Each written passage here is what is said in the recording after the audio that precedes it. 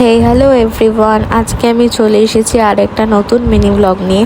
আজকে থেকে স্টার্ট হয়েছিল আমার ইন্টার্নশিপ, তাই জন্য আমি সকাল সকাল রেডি হয়ে বেরিয়ে পড়েছিলাম। আর আজকে ওয়েদারটা এত সুন্দর ছিল, এত সুন্দর হাওয়া দিচ্ছিল, তাই আমি খুব খুশি মনে হাসতে হাসতে যাচ্ছিলাম। তারপর বাসে করে চলে গেলাম শোভাবাজার, আর শোভাবাজার পৌঁছেই ধরে নিলাম মেট্রো, কারণ মেট্রোতে করে আমাকে যেতে হবে রবীন্দ্র সদন, যেখানে আমার ইন্টার্নশিপটা হওয়ার কথা। আর মেট্রোতে আমি টম অ্যান্ড জেরি দেখতে দেখতে বেশ এনজয় করতে করতে যাচ্ছিলাম।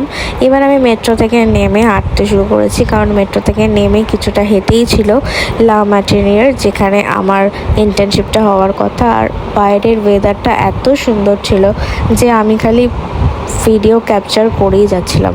তো তারপরে চলে এসেছি এখানে আমার ইন্টার্নশিপটা হবে।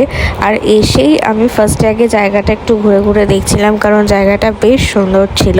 তারপরে আমি চলে আসলাম আমার ইন্টার্নশিপের রুমে। এখানে একটা ফর্ম ফিল আপ করতে দিয়েছিল, সেটা ফিল আপ করে আমি আমার ল্যাপটপ নিয়ে বসে পড়েছিলাম সেই কাজগুলো করতে।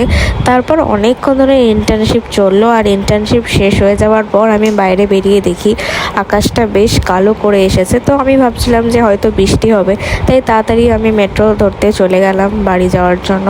সারাদিন ইন্টার্নশিপ হওয়ার জন্য আমার কিছু খাওয়া হয়নি, তো তাই কিছু খাওয়ার জন্য চলে গেছিলাম করিমসে। আর গিয়ে দেখি যে করিমসটা বেশ ফাঁকা ফাঁকাই আছে।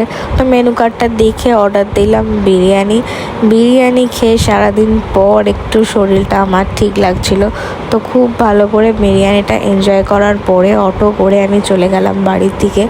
সারাদিন ট্রাভেল করার পর অনেকটা টায়ার্ড হয়ে গেছিলাম, তাও আমি বেশ বিরিয়ানি খেয়ে খুব খুশি ছিলাম। তো এইভাবেই সারা দিনটা কাটলো। এরকম মিনি ব্লগ আরও দেখার জন্য সাবস্ক্রাইব করে দিও। তো চলো, বাই।